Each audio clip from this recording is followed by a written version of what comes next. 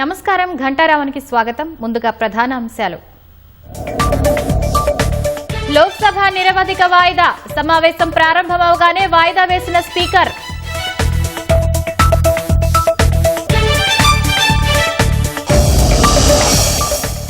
చివరి రోజు రాజ్యసభలో గందరగోళం, విపక్ష సభ్యుల నినాదాలతో దద్దరిల్లిన సభ.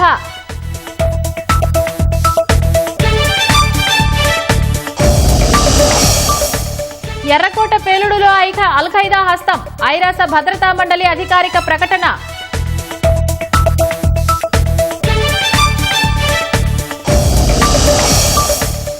రాయదుర్గంలో భూముల అమ్మకాలను సీఎం ఆపాలన్న హరీష్, రేవంత్ రియల్ ఎస్టేట్ ఏజెంట్గా వ్యవహరిస్తున్నారని విమర్శ.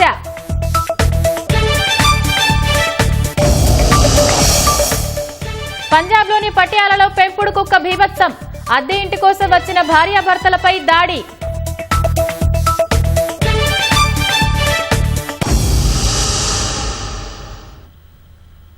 జూలై 20న ప్రారంభమైన పార్లమెంటు వర్షాకాల సమావేశాల్లో భాగంగా లోక్సభ నిరవధికంగా వాయిదా పడింది. ఉదయం 11 గంటలకు సభ ప్రారంభం కాగానే జాతీయ గేయం వందే మాతరంలోని మొత్తం 6 చరణాలను ఆలపించారు. ఆ వెంటనే సభను నిరవధికంగా వాయిదా వేస్తున్నట్లు స్పీకర్ ఓం బిర్లా ప్రకటించారు. సాధారణంగా సమావేశాలు ముగిసే రోజున సభ పనితీరును, ఉత్పాదకతను వివరిస్తూ స్పీకర్ చేసే ముగింపు ప్రసంగం ఈసారి జరగలేదు. సభ వాయిదా పడిన సమయంలో ప్రధాని నరేంద్ర మోదీ, హోంమంత్రి అమిత్ షా, రక్షణ మంత్రి రాజ్నాథ్ సింగ్ సభలో కాసేపు ఉన్నారు. ఈ సమావేశాలు ఆద్యంతం విపక్షాల ఆందోళనలతో దద్దరిల్లాయి. నీటి పేపర్ లీకేజీ, విద్యార్థులపై లాఠీచార్జ్, అయోధ్య విరాళాల చోరీ వంటి అంశాలపై చర్చ జరపాలంటూ ప్రతిపక్షాలు సభా కార్యకలాపాలను అడ్డుకున్నాయి. ముఖ్యంగా విద్యార్థులపై లాఠీచార్జ్ ఘటనపై హోంమంత్రి అమిత్ షా జవాబు చెప్పాలని విపక్షాలు చేసిన డిమాండ్ సభను కుదిపేసింది. ఇవాళ చివరి రోజు కావడంతో అమిత్ షా ఈ అంశంపై సమాధానం చెబుతారని అంతా భావించారు. షా కూడా విపక్షాల ప్రతి ప్రశ్నకు సమాధానం చెప్పేందుకు సిద్ధంగా ఉన్నట్లు బుధవారం ప్రకటించారు. అయినప్పటికీ సభను నిరవధికంగా వాయిదా వేస్తూ స్పీకర్ నిర్ణయం తీసుకున్నారు.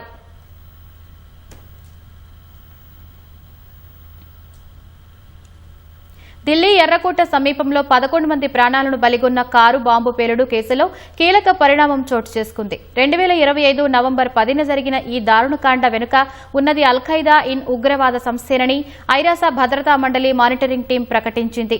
అల్-ఖైదాది ఇండియన్ సబ్ కాంటినెంట్ ఏక్యూఐఎస్ సంస్థ భారత్లో అలజడులు సృష్టించేందుకు చిన్న సెల్స్ గా విడిపోయి పనిచేస్తోందని, బంగ్లాదేశ్లోనూ ఉగ్ర నెట్వర్క్ ను విస్తరిస్తోందని ఐరాస మానిటరింగ్ టీం తన 38వ నివేదికలో హెచ్చరించింది. కాగా ఈ కేసు విచారణలో ఎన్ఐఏ దూకుడు పెంచింది.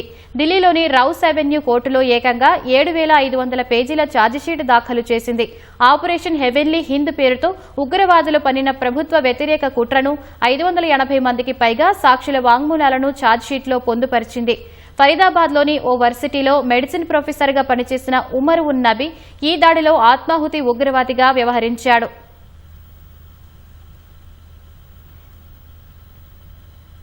అద్దె ఇంటి కోసం వెతుక్కుంటూ వచ్చిన భార్యాభర్తలపై ఓ పెంపుడు కుక్క దాడి చేసి తీవ్రంగా గాయపరిచిన ఘటన పంజాబ్లోని పటియాలాలో జరిగింది. పెంపుడు కుక్కల్లో అతి ప్రమాదకరమైన సిట్బుల్ జాతి శునకం ఆ జంటపై దాడి చేసిన దృశ్యాలు సీసీటీవీలో రికార్డయ్యాయి. యజమాని కర్ర తీసుకుని వచ్చినప్పటికీ ఆ పిట్బుల్ నియంత్రణలోకి రాలేదు. పిట్బుల్ దాడిలో private bank manager Ankit Sabharwal, university ప్రొఫెసర్గా పనిచేస్తున్న ఆయన భార్య షిఫాలి తీవ్ర గాయాలతో ఆసుపత్రిలో చికిత్స పొందుతున్నారు. అంకిత్ కు శరీరంలో అనేక చోట్ల కుట్లు పడగా షిఫాలికి ప్లాస్టిక్ సర్జరీలు చేయాల్సి ఉందని వైద్యులు తెలిపారు. ఈ ఘటనపై కేసు నమోదు చేసిన పోలీసులు విచారణ చేపట్టారు. ఈ ఘటనపై ఆందోళన వ్యక్తం చేసిన స్థానికులు ప్రమాదకర కుక్క జాతులను ఎవరూ పెంచుకోకుండా నగరంలో నిషేధం విధించాలని కోరుతున్నారు.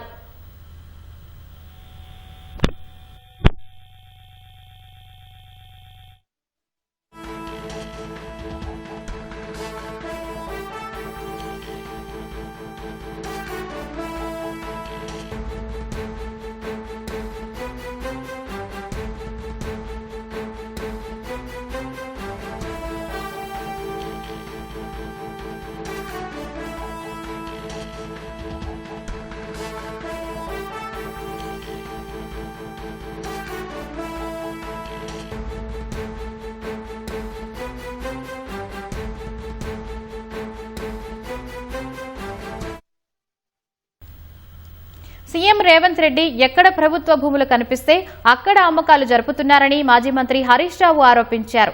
నాడు ప్రభుత్వ భూములు పెద్దలు ఇచ్చిన జాతి సంపద అని ఉపన్యాసాలు దంచిన సీఎం నేడు ఎక్కడ భూములు కనిపిస్తే అక్కడ వేలం వేస్తూ ప్రజల ఆస్తులను అమ్మకానికి పెడుతున్నారని ధ్వజమెత్తారు. కంచ గచ్చిబౌలి, లగచెర్ల, మౌలానా ఆజాద్ నేషనల్ ఉర్దూ యూనివర్సిటీ, నేడు రాయదుర్గ్ ఇలా ఎక్కడికక్కడ భూములు అమ్మే కూటర్లు చేస్తుండడం సిగ్గుచేటని హరీష్ రావు సీఎం రేవంత్ రెడ్డికి బహిరంగ లేఖ రాశారు. రాయదుర్గ పన్మక్త గ్రామంలోని సర్వే నెంబర్ 83/1లో 10.63 ఎకరాల హెరిటేజ్ భూమిని ఆగస్టు 17, 21 తేదీల్లో టీజీఐఏసీ వేలం వేయడానికి సిద్దం కావడాన్ని ఖండించారు. 2020లో ఇదే భూములపై రక్షణ కోరుతూ కోర్టు మెట్లు ఎక్కిన రేవంత్ నేడు సీఎం అయ్యాక అదే భూమిపై వేలానికి ఎలా అనుమతిస్తున్నారని ప్రశ్నించారు. ఈ భూమిపై యాజమాన్య వివాదాలు ఉన్నాయని, హెరిటేజ్ అంశం, వక్ఫ్ హక్కుల అంశం ఉందని, అనేక కోర్టు వివాదాలు ఉన్నాయని, ఇన్ని సమస్యలు ఉన్నప్పుడు భూమి ఎవరిదో తేల్చకుండా వేలం ఎలా వేస్తారన్నారు. తెలంగాణ ప్రయోజనాలను కాపాడే ముఖ్యమంత్రిగా ఉండాలని, లేదంటే చరిత్రహీనుడిగా మిగిలిపోతారని హరీష్ రావు విమర్శించారు.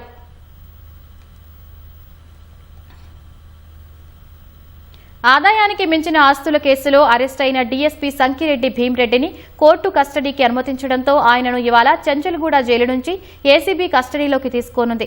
కంప్యూటర్ సర్వీసెస్ విభాగంలో పనిచేసే భీమ్రెడ్డి నివాసంతో పాటు తెలంగాణ, కర్ణాటకలోని ఆయన ఇల్లు, బంధువులు, స్నేహితుల ఇళ్లలో మొత్తం 16 ప్రాంతాల్లో ఏసీబీ ఏకకాలంలో తనిఖీలు నిర్వహించింది. దాడులో 20 ప్రాంతాల్లో స్థిరాస్తులను ఏసీబీ గుర్తించింది. బెంగళూరు నగరంలో ఎకరా వాణిజ్య స్థలం, కర్ణాటకలో 44 ఎకరాల వ్యవసాయ భూములు తదితర స్థిరాస్తులున్నట్టు గుర్తించారు. ఆయన వద్ద లభించిన ఆదాయానికి మించి లభించిన ఆస్తుల విలువ 200 కోట్లకు పైగానే ఉంటుందని అంచనా వేస్తున్నారు. ఈ నేపథ్యంలో భీమ్రెడ్డిని కస్టడీకి అప్పగించాలని ఏసీబీ కోర్టును కోరడంతో న్యాయస్థానం 2 రోజుల పాటు కస్టడీకి అప్పగించింది.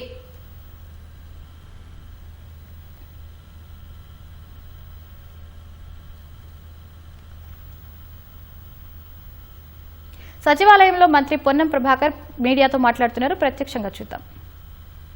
చైర్మన్ అయిన తర్వాత దీంతో పాటుగా ఇంకొక స్కిల్ డెవలప్మెంట్ కు సంబంధించి కూడా వాళ్ళ కుల సంఘాల ఆధ్వర్యంలో చేయాలనే ఆలోచన ఉంది. అదేవిధంగా త్వరలో చాలా కాలంగా పెండింగ్ ఉండి స్థలాల కేటాయింపుకే పరిమితమైనటువంటి ఆత్మగౌరవ భవనాలన్నిటి కూడా మరి ఈ ఆగస్టు నెలలోపే వాళ్ళందరికీ కూడా నిధులు కేటాయించి ఆ భవన నిర్మాణాలు కూడా చేపడతామనే మాట మనం చెప్తున్నాం. దాదాపు 40 భవనాలకు ఆనాడు కొంత స్థలాలు కేటాయించినారు. స్థలాలకు కేటాయించినటువంటి సందర్భంగా వారందరికీ కూడా మరి డబ్బులు కేటాయించే విధంగా కూడా కార్యాచరణ తీసుకోబడుతుందనే మాటని ఈ సందర్భంగా మనం చెప్తాను. దాంతో పాటుగా ఇతరత్ర అటు రాజకీయంగా కానీ, ఆర్థికంగా కానీ, సామాజికంగా కానీ బలహీన వర్గాల ఐక్యత ద్వారా ఇటీవల మీ అందరూ కూడా ప్రజాప్రతినిధులందరూ కూడా కలిసి బలహీన వర్గాలకు సంబంధించి ఒక మార్గదర్శకత్వం ఈ రాష్ట్ర ప్రభుత్వం బలహీన వర్గాలకు సంబంధించి ప్రత్యేకమైనటువంటి ప్రాధాన్యతతో ముందుకు పోయేటువంటి ఆలోచన చేస్తూ ఉంది. కులగణన జరిగింది. కులగణన జరిగిన తర్వాత స్థానిక సంస్థల్లో రిజర్వేషన్లకు సంబంధించి న్యాయపరమైన చిక్కులు వచ్చినా మా ఐక్యత ద్వారా మా ప్రభుత్వము, మా పార్టీ రెండు కూడా బలహీన వర్గాల సానుకూలంగా ఉండాలనే ఆలోచనతో ఉంటాయి. కాబట్టి ఇంకా ఏ విధంగా న్యాయం చేయగలుగుతుంటాం అనేటువంటి అడిగే హక్కు కూడా మాలాంటి ప్రజాస్వామిక పార్టీలో మాత్రమే ఉంటుంది, వేరే పార్టీలలో ఉండదు అనేటువంటి మాట కూడా ఈ సందర్భంగా తెలియజేస్తూ ఈరోజు మిగతా రాజకీయం ఆడుతున్న పార్టీల యొక్క నాయకత్వం కూడా బలహీన వర్గాలు చేయడం లేదు. ఇలా తప్పకుండా కాంగ్రెస్ పార్టీ ఒక సామాజిక న్యాయానికి ఛాంపియన్ అయినటువంటి పార్టీ ప్రభుత్వం ఇక్కడ ఉంది. గౌరవ ముఖ్యమంత్రి రేవంత్ రెడ్డి గారిని ఇంతకు చెప్పినట్టుగా అందరూ కూడా ప్రజాప్రతినిధులు, మంత్రులు సహకారంతో ఈ కార్యక్రమం బీసీ వర్గానికి సంబంధించిన నిరుద్యోగ మహిళలకు సంబంధించి మరి ఉపయోగపడుతుంది అనేటువంటి మాటలను ఈ సందర్భంగా మనవేస్తూ దానికి సంబంధించి కొన్ని విధి విధానాలను పెట్టడం జరిగింది. దాని తర్వాత ఎంపికకు సంబంధించి కానీ ఇతరత్ర ప్రక్రియకు సంబంధించిన విషయం లోపల అవన్నీ కూడా నియమ నిబంధనలకు అనుగుణంగా ఎక్కడ కూడా నయా పైసా అవినీతికి తావు లేకుండా ఇప్పటివరకు ఇండ్ల ఎంపిక కావచ్చు, ఇతర లబ్ధిదారుల ఎంపిక కూడా ఏ విధంగా అయితే చాలా పారదర్శకంగా ప్రక్రియ జరుగుతోందో ఇక్కడ కూడా తెలిసి ఇప్పుడు మా నియోజకవర్గానికి 3,500 ఇల్లు ఇస్తే 10 ఏళ్ళలో ఇవ్వలేదు కాబట్టి 20,000 మంది ఆస్పిరెంట్స్ ఉండొచ్చు. కానీ ఇచ్చిన 3,500 మందికి పారదర్శకంగా పూర్తిగా అర్హత కలిగిన వాళ్ళకి ఇచ్చినాం. ఇప్పుడు కూడా కుటుంబిషన్లు కావాలనేటువంటి వాళ్ళ సంఖ్య ఎక్కువ ఉండొచ్చు. కానీ మేము ఇస్తున్నటువంటి మొదటి దశతోటి తప్పకుండా ఆయా వర్గాలకు కొద్దిగా న్యాయం జరుగుతుంది. ఇది భవిష్యత్తులో ఈ పథకాన్ని కంటిన్యూ చేస్తూ ఇంతకంటే మెరుగైన పథకాలను మా బీసీ ప్రజాప్రతినిధులందరి సలహాల సూచనల మేరకు ఈ మంత్రిత్వ శాఖ తరఫున వారికి న్యాయం చేసే విధంగా చేకూరుతుంది అనేటువంటి మాట మనం చెప్తున్నాం. ఇంతకు చెప్పినట్టుగా కొన్ని కుల వృత్తులకు సంబంధించి ఆ కుల వృత్తి వాళ్ళకి ప్రత్యేకమైనటువంటి కార్యాచరణ జరుగుతుంది.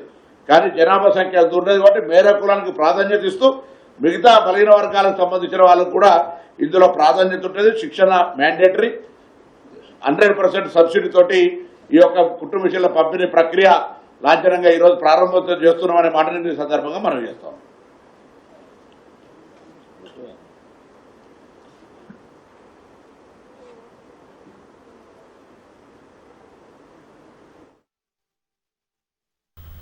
మహబూబాబాద్లోని ఇండియన్ బ్యాంకులో బంగారు ఆభరణాల చోరీ కలకలం సృష్టించింది. బంగారం తనఖా పెట్టి రుణాలు తీసుకున్న 22 మందికి చెందిన 700 గ్రాముల బంగారాన్ని అసిస్టెంట్ మేనేజర్ రాజేష్ గుట్టుచప్పుడు కాకుండా చోరీ చేశాడని పోలీసులు తెలిపారు. చోరీ చేసిన వాటిని మరో బ్యాంకులో తనఖా పెట్టి సొంత అవసరాలకు వాడుకున్నాడన్నారు. దీని విలువ సుమారు 90 లక్షల వరకు ఉంటుందని మహబూబాబాద్ సీఐ తెలిపారు.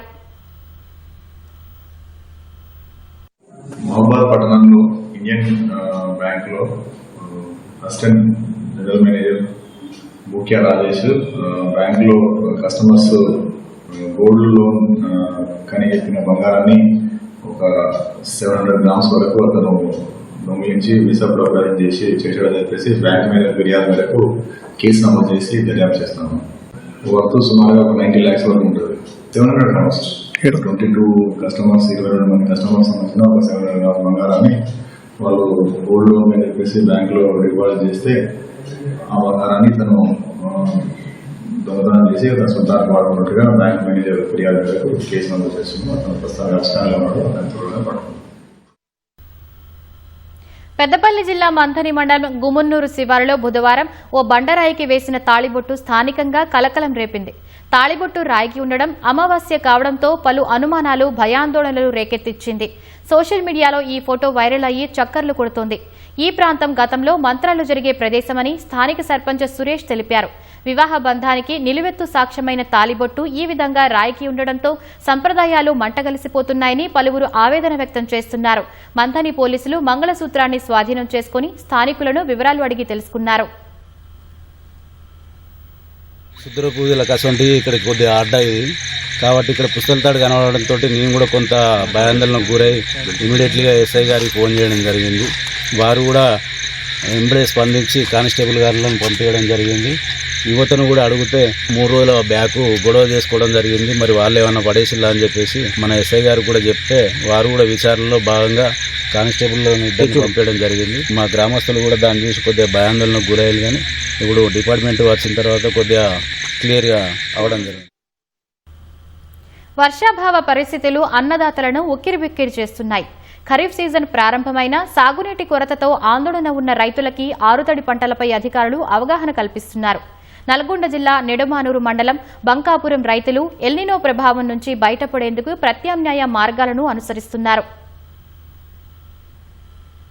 నల్గొండ జిల్లాలో మొత్తం 12 లక్షల ఎకరాలకి గాను ప్రస్తుతం 10 లక్షల ఎకరాల్లో వివిధ రకాల పంటలు సాగవుతున్నట్లు వ్యవసాయ శాఖ అధికారులు అంచనా వేస్తున్నారు. గతానికి భిన్నంగా ఈసారి 6 లక్షల ఎకరాల్లో రైతులు పత్తి సాగు చేస్తున్నారు. గతంలో ఎల్నినో ప్రభావంతో వర్షాభావ పరిస్థితులు మొదట్లో రైతులను గందరగోళానికి గురిచేసినా ఇప్పుడు పంటల సరళిలో స్పష్టంగా మార్పు కనిపిస్తోంది. నిడమనూరు మండలం బంకాపురం రైతులే ఇందుకు నిదర్శనం. వర్షాభావ పరిస్థితులను ఎదుర్కొనేందుకు ఆరుతడి పంటలు సాగు చేస్తున్నారు.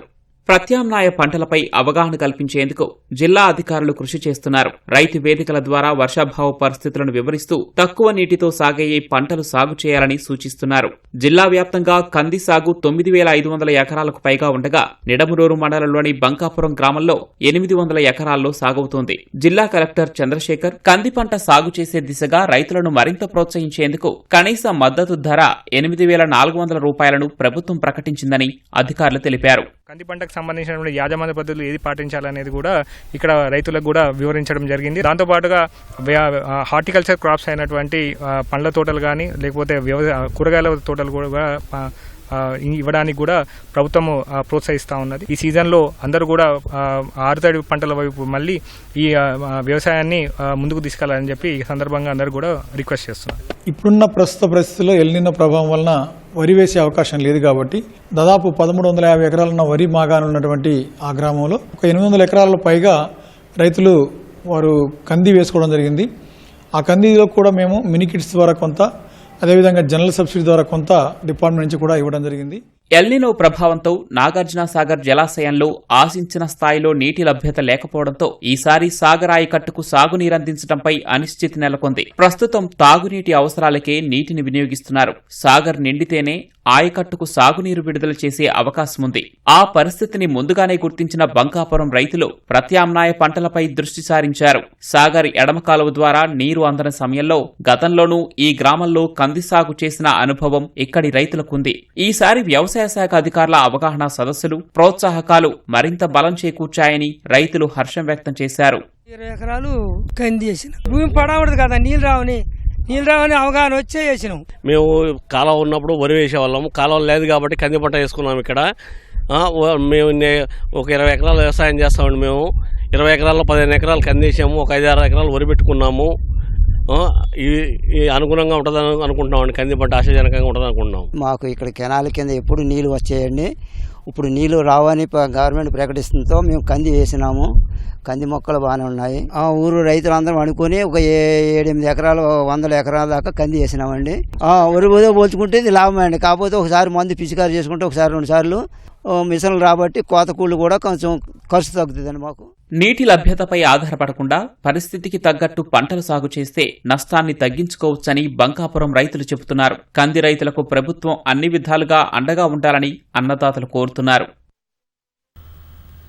హైదరాబాద్లోని కేబీఆర్ పార్క్ చుట్టూ ప్రభుత్వం నిర్మిస్తున్న అండర్ పాస్లు, వంతెనలు పూర్తి కావడానికి వాహనదారులు సహకరించాలని నగర ట్రాఫిక్ పోలీసు విభాగం విజ్ఞప్తి చేసింది.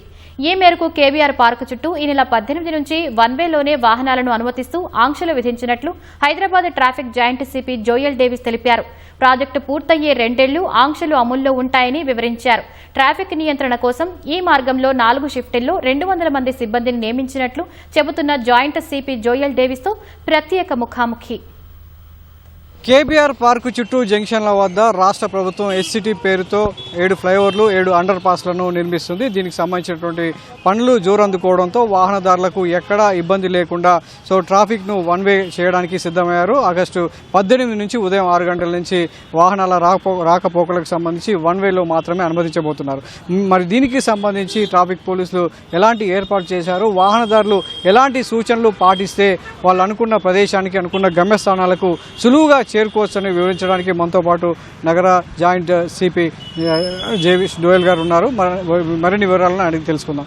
సార్, కేబీఆర్ పార్క్ చుట్టూ ఎస్సిటీ పేరుతో చేపట్టినటువంటి పనులకు సంబంధించి ట్రాఫిక్ వన్ వేకి సంబంధించి ఎలా అమలు చేయబోతున్నారు, మీకు ఎదురయ్యేటువంటి ప్రధాన సవాళ్ళు ఏంటి? అంటే ఆగస్టు 18 మార్నింగ్ 6 గంటల నుంచి ఇది అమలు చేయబోతున్నాము. ఈ హెచ్సిటీలు భాగంగా వర్క్ ఏదైతే ఉందో ఆ పనులు ఆల్రెడీ ప్రారంభమైనాయి. త్వరలోనే దాన్ని కంప్లీట్ చేయాలి అన్న ఉద్దేశంతో జనాలందరికీ ఆ ఫలితాలు త్వరగా అందించాలి. ఇక్కడ ఉన్న రోడ్ యూసర్స్, కమ్యూటర్స్కి త్వరలోనే ఈ ఫ్లైఓవర్స్, అండర్ పాసెస్ అందుబాటులో ఇవ్వాలన్న ఉద్దేశంతో ప్రభుత్వం ఈ పనుల్ని చాలా వేగవంతం చేస్తున్నారు. మేము కూడా దాన్ని ఫెసిలిటేట్ చేయడానికి ఏం చేయవచ్చని నిర్ధారించి ఈ వన్ వే సిస్టమ్ని ఇంప్లిమెంట్ చేయబోతున్నాము. దీనిలో సవాళ్ళు చూస్తే అంటే వాల్యూమ్ చాలా హెవీగా ఉంది. నార్మల్ టైంలోనే ఈ కేబీఆర్ చుట్టూ మనకి చాలా రద్దీ ఉంటుంది. మీరు చూసి ఉంటారు, ఇప్పుడు ఆల్రెడీ ఒక 10-15 పిల్లర్స్ వర్క్ ప్రారంభమైనాయి. అది ఇంకా రద్దీ పెరిగిపోయింది. కానీ మనకి దాదాపు 110 పిల్లర్స్ వర్క్ గ్రౌండ్ చేయాల్సిన ఉంది. అలాగే అండర్ పాసెస్కి మొత్తం క్యారేజ్ వేలోనే తవ్వాల్సిన అవసరం ఉంది. సో ఇవన్నీ చేసేటప్పుడు కంప్లీట్ గ్రిడ్ లాక్ అయ్యే అవకాశం ఉంది. కాబట్టి ఈ వన్ వే ఇంప్లిమెంట్ చేయబోతున్నాము. దీనిలో ప్రజలకి కొద్దిగా కన్ఫ్యూషన్ ఉండడానికి అవకాశం ఉంది ఫస్ట్లో. అందుకే రిపీటెడ్గా మీడియా ద్వారా, సోషల్ మీడియా ద్వారా, ఎఫ్ఎం ద్వారా, అదర్ వీడియోస్ ద్వారా ప్రజలకి ఎడ్యుకేట్ చేస్తూ ఉన్నాము. సో ఎంత త్వరగా ప్రజలు అర్థం చేసుకొని దాన్ని పాటిస్తున్నారో అంత త్వరగా ఈ కంజెషన్ అనేది తగ్గడానికి అవకాశం ఉంది. కేబీఆర్ పార్క్ చుట్టూ ఇందాక మీరు అన్నట్టు చాలా ఎప్పుడు నిత్యం రద్దీగా ఉంటుంది. సో వన్ వే చేసినట్లయితే వాహనదారులు సులువుగా ముందుకు వెళ్ళే అవకాశం ఉంటుందా, లేదంటే మరింత ఇబ్బంది పడే అవకాశాలు ఎంతవరకు ఉన్నాయంటారు? అంటే వన్ వే ఇంప్లిమెంట్ చేసే కొన్ని రోజుకి కొన్ని కన్ఫ్యూజన్ ఉండడానికి అవకాశం ఉంది.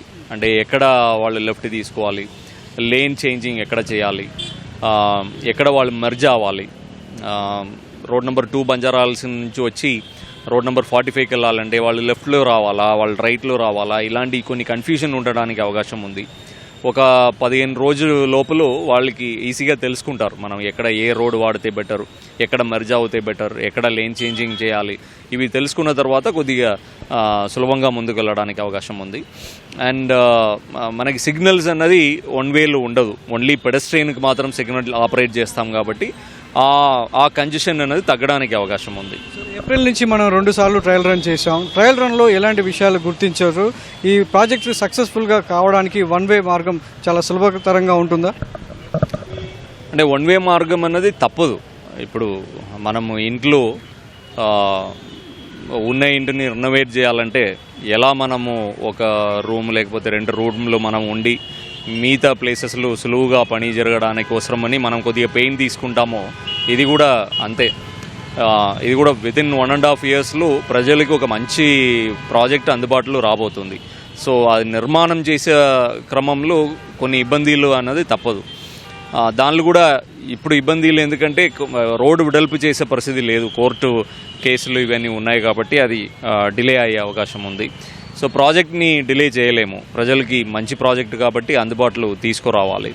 సో ఈ టైంలో ఆప్టిమమ్గా క్యారేజ్ వేని ఎలా యూజ్ చేయాలి, రోడ్ని ఎలా యూజ్ చేయాలన్నది మేము నిర్ధారించి ఈ వన్ వే సిస్టమ్ యూస్ అవుతుంది, లేకపోతే కంప్లీట్ గ్రిడ్ లాక్ అయిపోతుంది. ఈవెన్ సైబరాబాద్లో ఈ ప్రమాదం అక్కడ ఉన్న ఎంప్లాయీస్ మీద కూడా ఇబ్బంది ఉంటుంది, అదర్ చుట్టుపక్కనే ఉన్న కాలనీస్ కూడా ఇబ్బంది ఉంటుంది. కాబట్టి ఈ వన్ వే సిస్టమ్ కొంత వరకు రిలీఫ్ ఇస్తుందని అనుకుని ముందుకెళ్తున్నాం.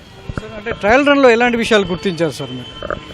ట్రయల్ రన్లు ఎక్కడెక్కడ పెడస్ట్రియన్ సిగ్నల్ టైమింగ్ ఇవ్వాలన్నది గుర్తించినాము, ఎక్కడ మీడియన్ ఓపెనింగ్ చేసి లేన్ చేంజింగ్ ఇవ్వాలన్నది గుర్తించినాము, ఆర్టీసీ బస్సెస్ వాళ్ళు రీరూటింగ్ ఎలా చేయాలన్నది గుర్తించినాము, చుట్టుపక్కనే కాలనీలు ఎక్కడ కంజెషన్ అవుతుంది అన్నది గుర్తించినాము.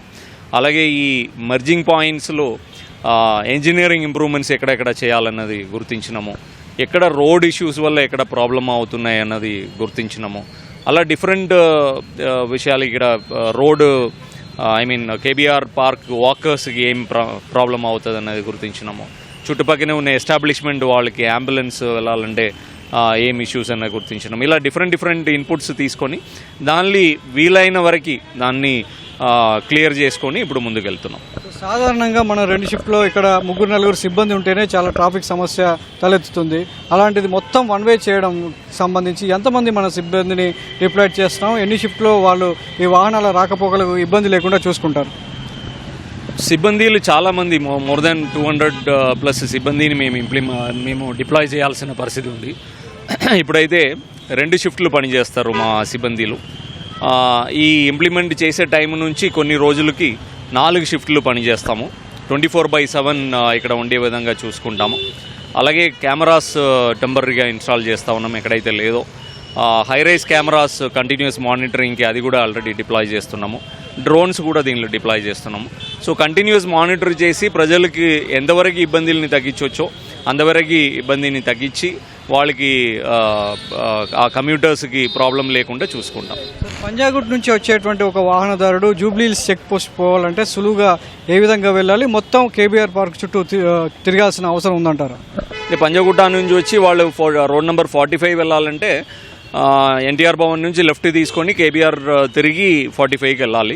లేదు 36 వెళ్ళాలంటే వాళ్ళు కేబీఆర్ చుట్టూ తిరిగి కూడా రావచ్చు, లేదంటే శ్రీనగర్ కాలనీ నుంచి ఇందిరానగర్ గడ్డ, వెంకటగిరి క్రాస్ రోడ్డు, అట్లా డైమండ్ హౌస్ నుంచి వాళ్ళు అల్కజార్ ప్లాసా వైపు నుంచి వెళ్ళిపోవచ్చు.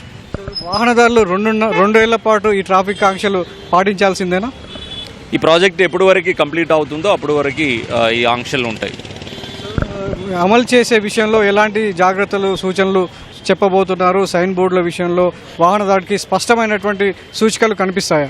అంటే ఆల్రెడీ ట్రయల్ రన్లోనే మేము నిర్ధారించినాము ఎక్కడెక్కడ సైన్ బోర్డ్స్ ఉండాలి, అది ఏ కలర్లు ఉండాలి, ఎంత సైజులు ఉండాలి, ఇవన్నీ కొద్దిగా మేము ట్రయల్ అండ్ ఎర్రర్ మెథడ్లు కొన్ని చేసుకున్నాము ఎన్ని చేయాలన్నది. అలాగే చుట్టుపక్కనే కూడా అప్రోచ్ రోడ్స్లో కూడా ఎలా సైనేజెస్ ఉండాలన్నది నిర్ధారించినాము.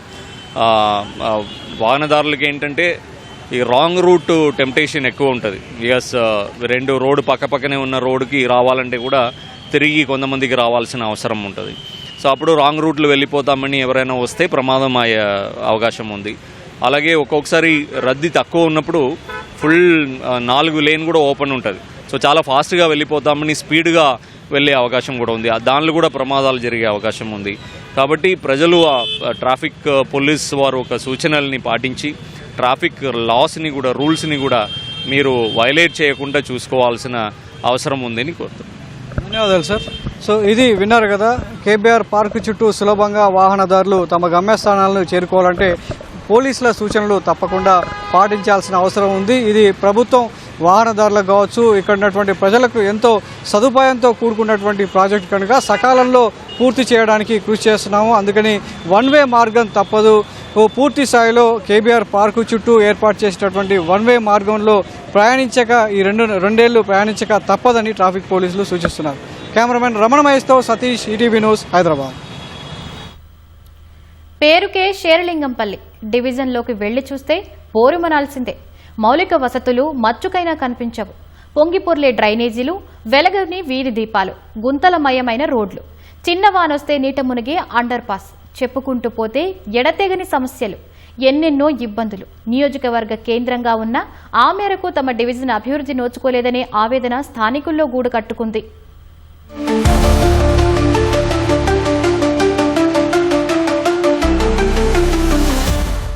శేర్లింగంపల్లి డివిజన్ జీహెచ్ఎంసీ నుంచి ఇటీవలే సైబరాబాద్ మున్సిపల్ కార్పొరేషన్ పరిధిలోకి వచ్చింది. అసెంబ్లీ నియోజకవర్గ కేంద్రంగా ఉన్న శేర్లింగంపల్లి అభివృద్ధికి ఆమడ దూరంలో ఉంది. ఎన్నో ఏళ్లుగా అనేక సమస్యలు డివిజన్ను వేధిస్తున్నాయి. లింగంపల్లి, తారానగర్, పాపిరెడ్డి కాలనీ, రాజీవ్ గృహకల్ప, ఆరంభ టౌన్షిప్, ఆదర్శనగర్, డోయన్స్ కాలనీ, గోపీనగర్, బాపూనగర్, నెహ్రూ నగర్ వంటి ప్రాంతాల్లో కనీస మౌలిక వసతులు లేవు. ఎప్పుడో ఏర్పాటు చేసిన విద్యుత్ స్తంభాలు, ఆ స్తంభాలకు వేలాడే ఇంటర్నెట్ తీగలు, అప్పుడప్పుడు వెలిగే వీధి దీపాలు, రోడ్లపైనే పారే మురుగునీరు, చిన్నపాటి వర్షం కురిసినా నరకమే.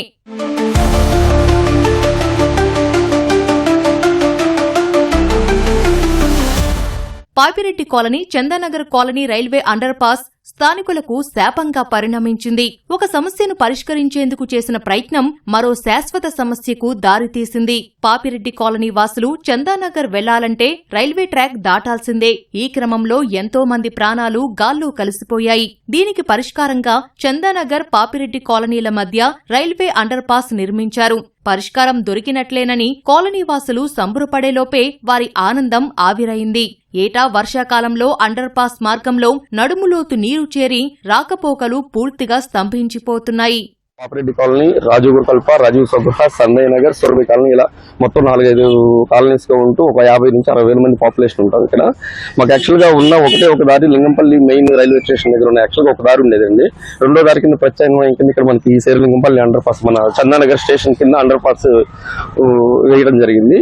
కానీ వేశారు, కానీ దాన్ని వర్షాకాలం వస్తే ప్రతి వర్షాకాలం 4 నెలల నుంచి 5 నెలలు దాన్ని అలాగే పట్టించుకోవడం మానేస్తున్నారు సార్. లింగంపల్లి బ్రిడ్జ్ దగ్గర, మెయిన్ బ్రిడ్జ్ దగ్గర బాగా ట్రాఫిక్ జామ్ అవుతుంది. దానికి ప్రత్యామ్నాయంగా ఈ దారి మనకి ప్రతి నెల ప్రతిరోజు అందుబాటులో ఉంటే చాలా మేలు జరుగుతుంది సార్ ఇక్కడ వెళ్ళే వాళ్ళకి, ఆఫీసులకి అందరికి. ఇక్కడ మనకి అండర్ పాసింగ్ ఏదైతే చందనగర్ నుంచి రాజుగూడ చందనగర్కి వెళ్ళే రోడ్డు ఉందో, ఈ రోడ్డు అనేది మనకి వర్షాకాలం వచ్చేటప్పటికి 2-3 నెలలు బంద్ అవుతుంది సార్. దీనివల్ల చాలా మంది పబ్లిక్ ఇక్కడ మనకి 40 నుంచి 50 వేల పైచలకు ఉన్న జనాలు చాలా మంది ఇబ్బంది పడుతున్నారు. సో ఇట్లా దాటేటప్పుడు ఏమైతుందంటే రైల్వే ట్రాక్ మీద నుంచి దాటుతూ చాలా మంది వెళ్ళేటప్పుడు 2 నెలలకు ఒకసారి, 3 నెలలకు ఒకసారి ఇట్లా పబ్లిక్ 2-3 చనిపోవడం జరిగింది సార్. అదే కాకుండా ఈ అండర్ పాసింగ్ ఏదైతే ఉందో, ఇందులో వర్షాకాలం రావడం వల్ల వాటర్ స్టోరేజ్ అయిపోయి అందులో 2-3 వ్యక్తులు కూడా చనిపోవడం జరిగింది. ప్రభుత్వాలు వస్తున్నాయి, నామగా వస్తా వచ్చి చెక్ చేస్తున్నాయి తప్ప పట్టించుకునే నాదుడంటూ ఎవరు లేదు సార్ ఇక్కడ. పాపిరెడ్డి కాలనీ, రాజీవ్ స్వగృహ, ఆరంభ టౌన్షిప్ పరిధిలో శాంతి భద్రతలు సవాల్ విసురుతున్నాయి. నివాస ప్రాంతాల మధ్య వెలిసిన బెల్టు షాపుల వల్ల మహిళలు రోడ్లపైకి రావాలంటేనే హడలిపోతున్నారు. మందుబాబులు బహిరంగంగానే మద్యం సేవిస్తూ ఎక్కడ పడితే అక్కడ పడిపోతున్నారు. గంజాయి బ్యాచ్ ఆగడాలు, అర్ధరాత్రి చోరీలు భయాందోళనకు గురిచేస్తున్నాయి. ఈ ఒక్క షేర్లింగంపల్లి 227 డివిజన్ లో మాత్రమే నేను గంటాపదంగా చెప్పగలను ఒక 12 బెల్ట్ షాపులు ఉన్నాయి. వాటి ద్వారా నిత్యంగా రోజువారీ కూలీనాలు చేసుకుని జీవనం సాగించేవారు ఈ బెల్ట్ షాపుల ద్వారా వాళ్ళ ప్రాణాన్ని పణం పెట్టేస్తా ఉన్నారు. పొద్దున్న లేస్తే పిల్లలని కొట్టి ఇబ్బంది పెడతా ఉన్నారు. చిన్న పిల్లలు గంజాయి బారిన పడి వారు వాళ్ళ యొక్క లా అండ్ ఆర్డర్ కే ఒక ప్రశ్నార్థకంగా తయారయ్యారు. వాళ్ళు డిపార్ట్మెంట్ వారిని ఒక రిక్వెస్ట్ ఏంటంటే ఒక అవుట్ పోస్ట్ పెట్టాలని ఒక ప్రధానమైన కాలనీ నుంచి డిమాండ్ ఒకటి ఉంది. ఆదర్శనగర్ కాలనీ ఎదురుగా ఉన్న ఓ ఇంటర్నేషనల్ స్కూల్ వల్ల ఉదయం సాయంత్రం ట్రాఫిక్ జామ్ అవుతోంది. స్కూల్ బస్సులు వాహనాలు రోడ్డుపైనే నిలపడంతో ఇబ్బందులు తప్పడం లేదు. ఇక శేర్లింగంపల్లి పరిధిలోని ప్రాథమిక ఆరోగ్య కేంద్రం వసతులు లేక వెలవెలబోతోంది. సిబ్బంది మందుల కొరత వేధిస్తోంది. పీహెచ్సీ పరిసరాల్లో అపరిశుభ్రత తాండవిస్తోంది. వైద్యం కోసం వస్తే నిరాశ ఎదురవుతోంది. లింగంపల్లి రైల్వే అండర్ పాస్ వద్ద కొత్తగా రైల్వే ఓవర్ బ్రిడ్జ్ ఆర్ఓబీ నిర్మించ తలపెట్టారు. ఈ పనుల వల్ల ట్రాఫిక్ జామ్ అయ్యే అవకాశం ఉన్నందున ప్రత్యామ్నాయ మార్గాలను ఏర్పాటు చేయాలని స్థానికులు కోరుతున్నారు. ఈ పాపిరెడ్డి కాలనీ నుంచి రాజీవ్ స్వగృహ, గృహకల్ప, సందయ్ నగర్ ఇలా దాదాపుగా 40,000 మంది ఉంటారు. వాళ్ళకు కూడా తీవ్ర ఇబ్బందులు కలుగుతాయి. కాబట్టి లింగంపల్లి డివిజన్ పరిధిలో ఉన్న చాకల చెరువు మీదుగా ఇటు శాంక్టమ్ ఏరియా వరకు కూడా ఆల్టర్నేటివ్ ట్రాఫిక్ రోడ్స్ కూడా రాబోయే ట్రాఫిక్ సమస్యలను దృష్టిలో పెట్టుకుని ఉన్నతాధికారులకు విజ్ఞప్తి చేస్తున్నాను. సమస్యల వలయంలో కొట్టుమిట్టాడుతోన్న శేర్లింగంపల్లి డివిజన్ను అభివృద్ధి పథంలో నడపాలని ప్రజాప్రతినిధులు, బల్దియా అధికారులను స్థానికులు కోరుతున్నారు. ఢిల్లీలో కేంద్ర మంత్రి కిరణ్ రిజిజు మాట్లాడుతున్నారు. ప్రత్యక్షంగా చూద్దాం. दृष्टि से बहुत अच्छा सेशन रहा. कुल 12 बिल्स हमने पारित किए हैं. चर्चा का दृष्टि से अच्छा नहीं हुआ है. लोकसभा में जितना टाइम आवंटित किया गया है, टोटल टाइम एलोकेशन के हिसाब से सिर्फ 19% हमने प्रोडक्टिविटी की दृष्टि से 19% सक्सेस प्राप्त किया है. राज्यसभा में 39%. राज्यसभा में अपोजिशन पार्टी हंगामा करके कभी कभी वॉकआउट भी करते थे, तो बाकी मेजॉरिटी पार्टीज एनडीए के और कुछ अपोजिशन पार्टी के एमपीज ने डिबेट डिस्कशन में हिस्सा लिया. तो राज्यसभा का टोटल प्रोडक्टिविटी मॉनसून सेशन का 39%, लोकसभा का 19%. एक बिल सिर्फ चर्चा हो पाई लोकसभा में, जो prevention of unfair means, examination में जो पेपर लीकेजेस का घटना होते हैं, लोग छुप छुप के पेपर भेजते हैं एग्जाम के या खरीदते हैं, या ऐसे कई राज्यों में देश भर में घटना हुए हैं. उसको लेकर के कड़ा कानून जो पारित किया गया है इस सत्र में, वो है public examination prevention of unfair means act जो बना है. ये लोकसभा में भी डिस्कशन हुए थे और राज्यसभा में भी हुए हैं. इसके अलावा लोकसभा में कोई अच्छा चर्चा नहीं हुआ. बिल पास हुए हैं, 11 बिल्स पास किए हैं. इसलिए मैंने कहा टोटल 12 बिल्स पास किए हैं इन टोटल, और चर्चा की दृष्टि से हम खुश नहीं है क्योंकि अपोजिशन ने ठीक से चर्चा करने नहीं दिया, विशेष करके लोकसभा में, लेकिन बिजनेस अच्छा हुआ है. एक जो हमारा नोटिस में आया है, मैंने कल भी कहा था, मेरा बहुत लंबा एक्सपीरियंस तो नहीं है, अभी लगभग 3 दशक होने वाले हैं, 30 इयर्स का मेरा एक्सपीरियंस होने वाले हैं. मैं बहुत बूढ़ा आदमी भी नहीं हूँ, फिर भी मैं इतना कह सकता हूँ कि मेरा जो एक्सपीरियंस, मेरे ज़िंदगी में जो पार्लियामेंट्री एक्सपीरियंस जो मैंने देखा है, ये पहली बार है जहाँ अपोजिशन डिस्कशन से भाग रहे थे. पार्लियामेंट्री डेमोक्रेसी में अपोजिशन डिस्कशन के लिए डिमांड करते हैं और सरकार उसका जवाब देते हैं. ये तरीका होता है क्योंकि लोगों ने हमको चुना देश सेवा के लिए, समाज सेवा के लिए. अपोजिशन सरकार से जवाब मांगता है और सरकार जवाब देना ही होता है पार्लियामेंट के अंदर में. तो पहली बार ये दृश्य देखने को मिला कि सरकार खुद कह रहे हैं कि हम डिस्कशन चाहते हैं और अपोजिशन बहाना बना करके डिस्कशन से भाग रहे हैं. तो ये लोकतंत्र के लिए, विशेष करके संसदीय लोकतंत्र के लिए ठीक नहीं है. प्रेसिडेंशियल फॉर्म ऑफ गवर्नमेंट में तो लेजिस्लेचर अलग है, एग्जीक्यूटिव अलग है, और लेजिस्लेचर में सिर्फ आपस में डिबेट डिस्कशन होते हैं. पार्लियामेंट्री फॉर्म ऑफ डेमोक्रेसी में हाउस के अंदर में सवाल जवाब होते हैं, क्वेश्चन आवर चलने नहीं दिया, और डिस्कशन सरकार खुद प्रपोज किया, अपोजिशन डिस्कशन से भाग रहे हैं, बोलते हैं कि डिस्कशन सुनेंगे नहीं. मंत्री का जवाब नहीं सुनेंगे। ये पहले के मुकाबले ये नया चीज मुझे देखने को मिला। ये कल्पना से बाहर है कि ऑपोजिशन खुद ही डिस्कशन नहीं चाहते हैं पार्लियामेंट में। दूसरा जो मैंने देखा है, विशेष करके कांग्रेस पार्टी में, कांग्रेस के एमपी अब सोचते हैं कि उसका काम नारा लगाना और प्लेकार्ड बैनर लेकर के हंगामा करना, यही काम रह गया है, ऐसा सोचने लग गया है। नाराबाजी ये तो आप सड़क में कहीं भी कर सकते हैं, सदन में तो चुन के आते हैं, तो वहां तो डिबेट डिस्कशन के लिए आते हैं। तो एक ऐसा माहौल बना दिया कि कांग्रेस के एमपी सोचते हैं कि उनका मुख्य काम, प्रायोरिटी नाराबाजी है, ऐसा सोचने लग गया। सुबह सुबह उठता है, तकिया लेता है, पार्लियामेंट परिसर में पहुंचता है, नाराबाजी लगाएगा, गाली देगा, यही उनका काम रह गया है, ऐसा बना दिया है। तो मैं पार्लियामेंट्री अफेयर्स मंत्री होने के नाते कांग्रेस के जो विशेष करके नए एमपी है, उनके लिए मेरा दिल से मैं कहना चाहता हूं, उनके लिए मुझे खराब लग रहा है।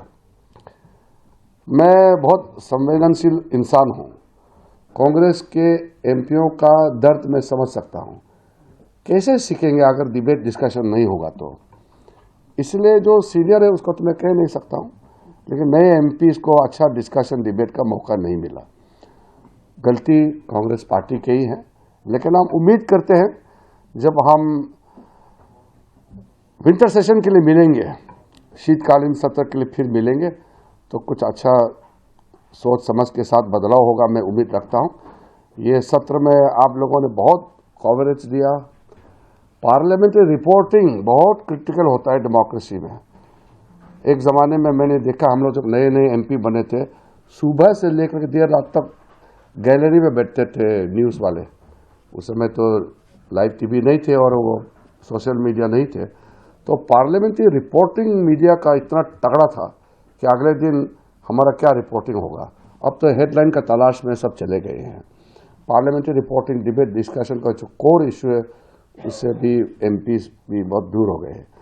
तो आप लोगों का सहयोग मुझे बहुत अच्छा लगा, और इस बार काफ़ी जो गतिविधि में मीडिया ने कोई ऐसा चीज़ नहीं किया जिससे पार्लियामेंट्री डेमोक्रेसी को नुकसान पहुंचे। तो इसलिए मैं सारे मीडिया फ्रेंड्स को भी तहे दिल से मैं शुक्रिया, धन्यवाद कहना चाहता हूँ। Thank you. क्वेश्चन तो छोड़ दीजिए आज तक। हाँ, అమెరికాలోని టెక్సాస్లో సైన్యానికి చెందిన అత్యాధునికమైన అపాచీ హెలికాప్టర్ కుప్పకూలింది. ఈ ప్రమాదంలో హెలికాప్టర్లోని పైలట్ సహా మరో సైనికుడు మృతి చెందాడు. గడ్డి మైదాన ప్రాంతంలో ఈ ప్రమాదం జరగడంతో అక్కడ మంటలు చెలరేగి కార్చిచ్చులు వ్యాపించాయి. ఫలితంగా స్థానికులు ఆ ప్రాంతాన్ని ఖాళీ చేయాల్సి వచ్చింది.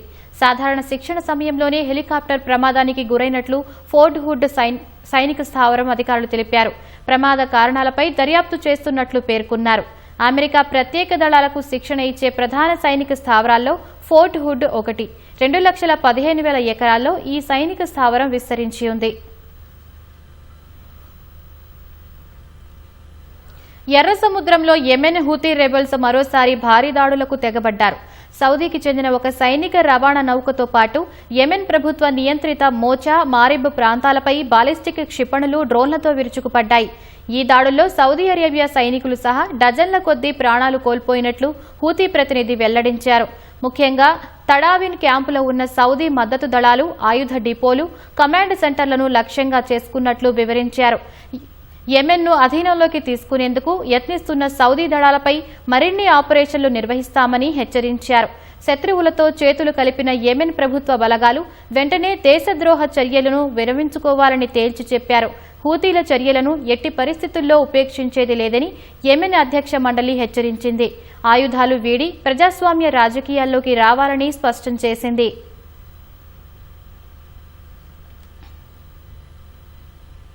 హర్ముజ్ జలసంధిని భవిష్యత్తులో అమెరికానే నియంత్రించే అవకాశం ఉందని ఆ దేశ అధ్యక్షుడు డొనాల్డ్ ట్రంప్ తెలిపారు. ప్రస్తుతం ఆ జలసంధి పూర్తిగా అమెరికా అధీనంలోనే ఉందని పునరుద్ఘాటించారు. తమ నావికాదళం విధించిన దిగ్బంధనం ఒక ఉక్కుగోడ అని, దాన్ని ఇరాన్ ఏమీ చేయలేదని పేర్కొన్నారు. ఇరాన్ వద్ద ఇప్పుడు నావికా, వాయుసేన దళాలే లేవని, మిగిలిన సైనికులకు జీతాలు కూడా చెల్లించలేని పరిస్థితిలో ఇరాన్ ఉందని ట్రంప్ చెప్పుకొచ్చారు. ఇరాన్ నాయకత్వం పూర్తిగా గందరగోళంలో ఉందని వివరించారు. ఇరాన్ దగ్గర మిగిలిందల్లా 300 రెట్లు పెరిగిన ద్రవ్యోల్బణం, ఫేక్ న్యూస్ మాత్రమేనన్నారు. ఇకపై మధ్య ప్రాచ్యాన్ని ప్రభావితం చేసే శక్తి ఇరాన్కు లేదని ట్రంప్ రాసుకొచ్చారు. అటు హర్మూజ్ తమ నియంత్రణలోనే ఉందని ఇరాన్ ప్రకటించింది. హర్మూజ్ను తెరవాలంటే యుద్దం, దిగ్బంధనాలను ముగించాలని, నష్టపరిహారంతో పాటు స్తంభింపజేసిన ఆస్తులను విడుదల చేయాలని డిమాండ్ చేసింది. లెబనాన్లోనూ శాంతికి అంగీకరిస్తేనే హర్మూజ్ను తెరుస్తామని ఇరాన్ జాతీయ భద్రతా మండలి చీఫ్ మొహసెన్ రజాయి స్పష్టం చేశారు.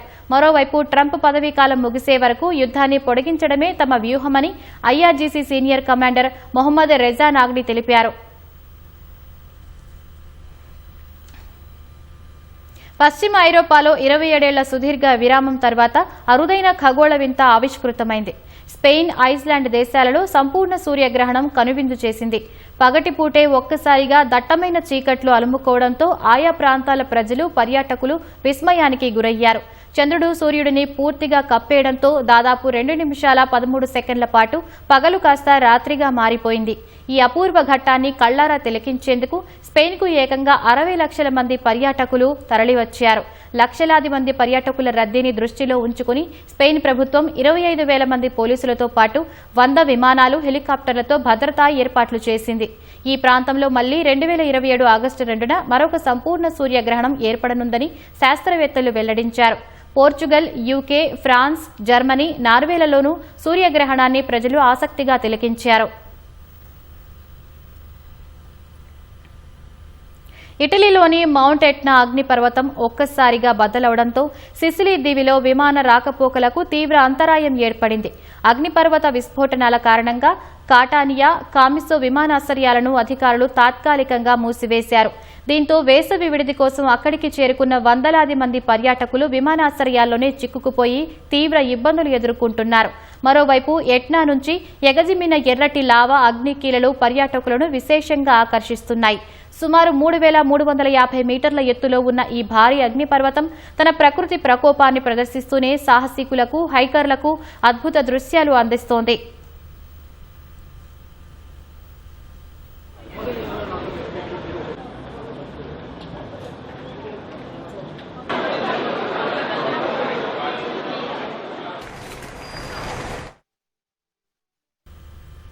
అమెరికాలో 17 ఏళ్ల భారత సంతతి బాలుడు తన తల్లి, తమ్ముడిని అతి కిరాతకంగా హత్య చేశాడు.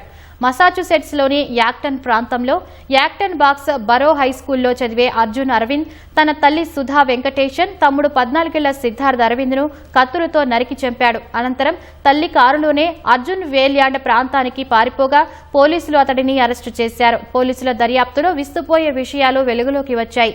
అర్జున్ కొద్ది రోజులుగా తన కుటుంబాన్ని ఎలా హత్య చేయాలో చాట్జీపీటీలో శోధించినట్లు పోలీసులు తేల్చారు. హత్యకు సంబంధించి ఊహాజనిత విషయాలు, ఫ్యాంటసీలను సెర్చ్ చేసినట్లు పోలీసులు గుర్తించారు. అలాగే కొన్ని భయానక హత్యా నవలల వివరాలు చాట్జీపీటీలో వెతికినట్లు తేలింది.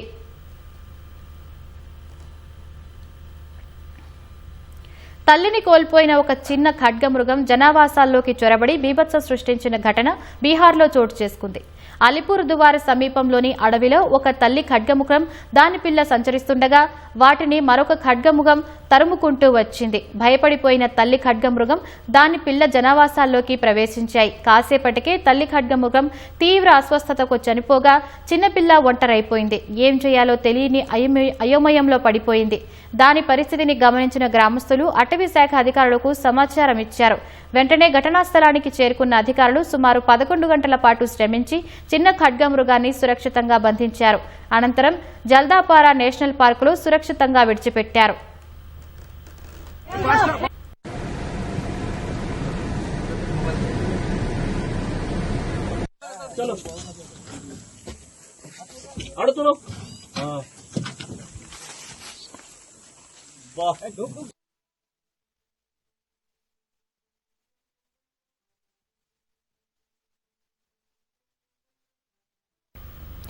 సిఎల్పి కార్యాలయంలో ఎమ్మెల్యే ఎన్ఎం శ్రీనివాసరెడ్డి మాట్లాడుతున్నారు. ప్రత్యక్షంగా చూద్దాం. తక్కువ పడతా ఉన్నాయి. భారతదేశంలోనే కాదు, తెలంగాణలోనే కాదు, విశ్వవ్యాప్తంగా ఈసారి కరువు వచ్చే సూచనలు కనబడతా ఉన్నాయి. వాతావరణ శాస్త్రవేత్తలు అదే చెప్తా ఉన్నారు. అటువంటప్పుడు శ్రీశైలం నిండడానికి, నాగార్జున సాగర్ నిండడానికి సమయం పడుతుంది. ఇప్పుడిప్పుడే జూరాల నిండి శ్రీశైలానికి వరద పోతా ఉంది. ఖచ్చితంగా శ్రీశైలం కూడా నిండే అవకాశం ఉంది. నిండాలని చెప్పి కోరుకుంటా ఉన్నాం.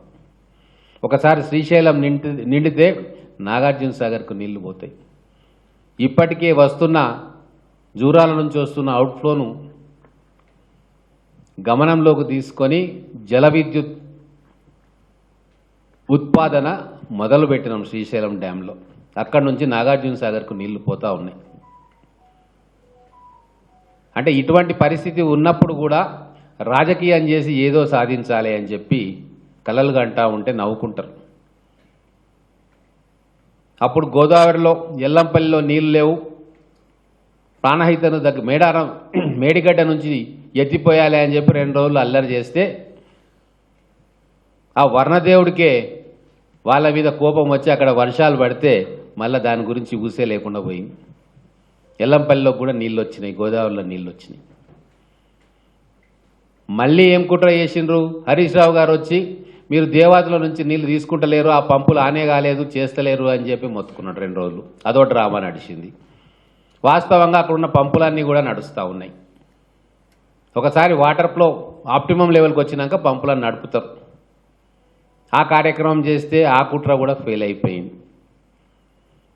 పూర్తిగా కరువు వస్తుంది అనుకుంటే దేవుని దయ వలనో ఇంకెవరి దయ వలనో కొద్ది కొద్దిగా వర్షాలు పడతా ఉన్నాయి, రిజర్వాయర్లకు నీళ్లు వస్తూ ఉన్నాయి.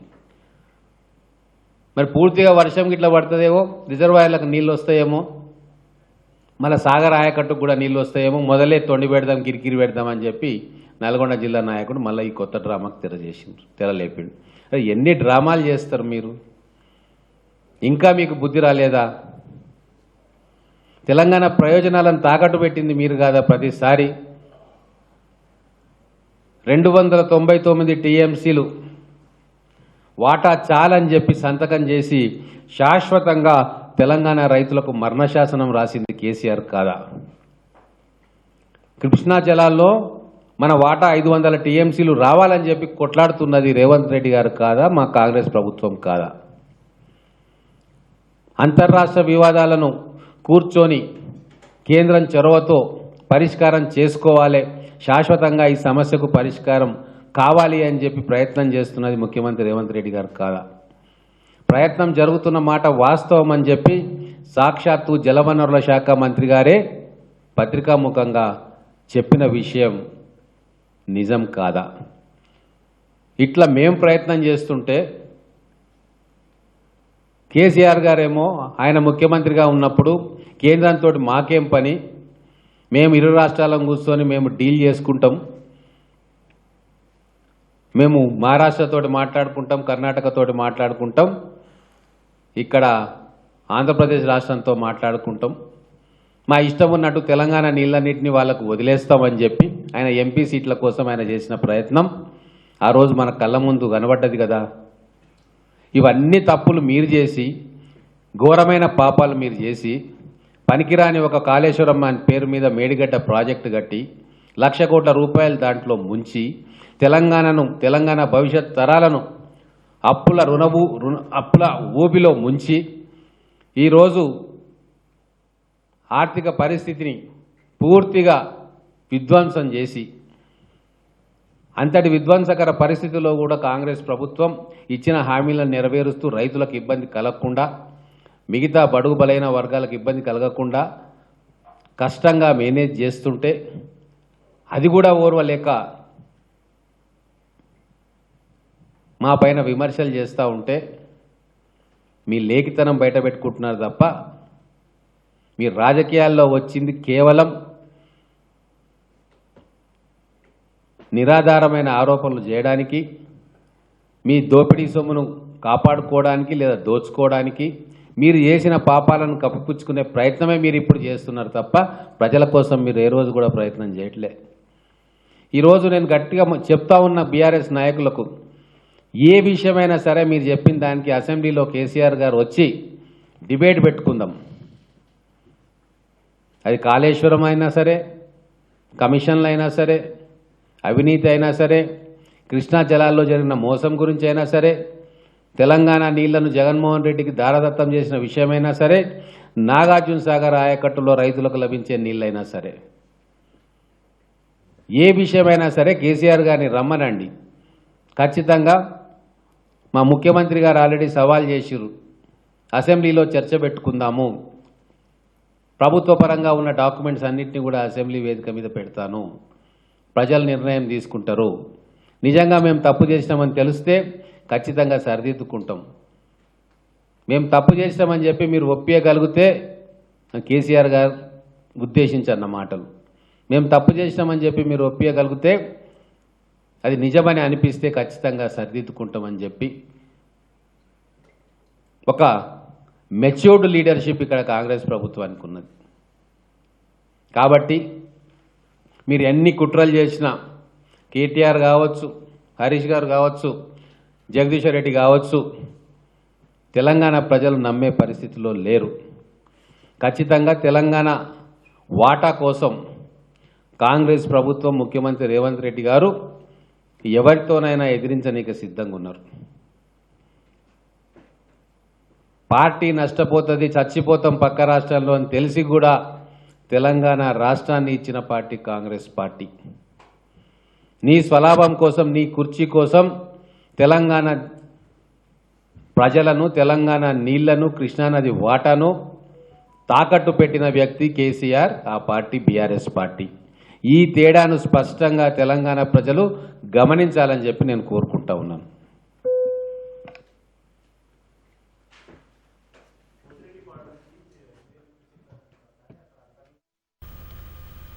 హైదరాబాద్ అబిడ్స్ లో ఓ ఫిల్మ్ ప్రొడ్యూసర్ కారు బీభత్సం సృష్టించింది.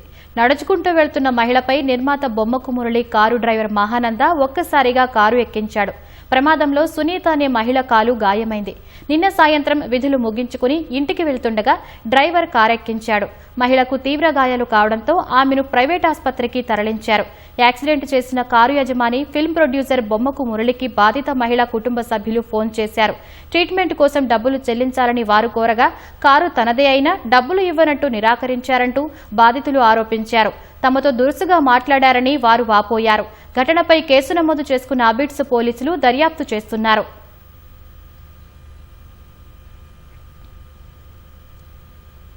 అధ్వానంగా మారిన రహదారిని బాగు చేయాలని కోరుతూ సిద్దిపేట జిల్లా హబ్సీపూర్, కాసులాబాద్ గ్రామాల ప్రజలు ఆగ్రహంతో రోడ్డెక్కారు. గుంతలమయంగా మారి నరకప్రాయంగా తయారైన రోడ్డుకు మరమ్మతులు చేపట్టాలని NH 765Dపై బైఠాయించి ఆందోళనకు దిగారు. ప్రమాదకరంగా మారిన రోడ్డుతో విసిగిపోయిన ప్రజలు రాస్తారోకో చేయడంతో హైవేపై ఇరువైపులా భారీ స్థాయిలో వాహనాలు నిలిచిపోయాయి. ప్రయాణికులు, వాహనదారులు తీవ్ర ఇబ్బందులు పడ్డారు. పోలీసులు ఆందోళనకారులతో మాట్లాడి రహదారి నిర్మాణంపై ఉన్నతాధికారులకు విన్నవిస్తామని హామీ ఇవ్వడంతో ఆందోళన విరమించారు.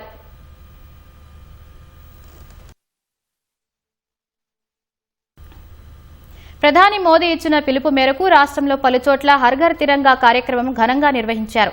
త్రివర్ణ పతాకాలతో విద్యార్థులు, CPRF జవాన్లు, బీజేపీ శ్రేణులు పెద్ద ఎత్తున ర్యాలీ నిర్వహించారు.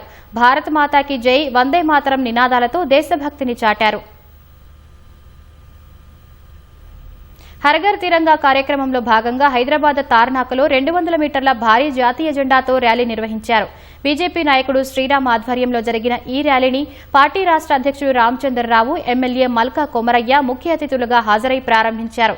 విద్యార్థులు, బీజేపీ కార్యకర్తలు పెద్ద సంఖ్యలో పాల్గొని జాతీయ జెండాలను చేతబూని తార్నాక పురవీధుల్లో ర్యాలీ నిర్వహించారు. ప్రతి ఇంటిపై జాతీయ జెండాలను ఎగరవేసి దేశభక్తిని చాటాలని రామచంద్రరావు పిలుపునిచ్చారు.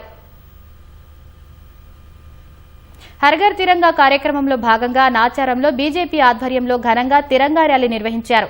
HMT నగర్ నుంచి ESI ఆసుపత్రి వరకు 80 మీటర్ల భారీ జాతీయ జెండాతో ర్యాలీ సాగింది. బీజేపీ నాయకులు, కార్యకర్తలతో పాటు పాఠశాల విద్యార్థులు పెద్ద సంఖ్యలో పాల్గొన్నారు. హనుమకొండ జిల్లా పరకాలలో బీజేపీ ఆధ్వర్యంలో హర్ ఘర్ తిరంగా ర్యాలీ కార్యక్రమం నిర్వహించారు. ప్రభుత్వ కాలేజీ నుంచి బస్టాండ్ సెంటర్ వరకు విద్యార్థులు జాతీయ జెండాలతో ర్యాలీలో పాల్గొన్నారు. భారత్ మాతాకి జై, వందే మాతరం నినాదాలతో దేశభక్తిని చాటారు.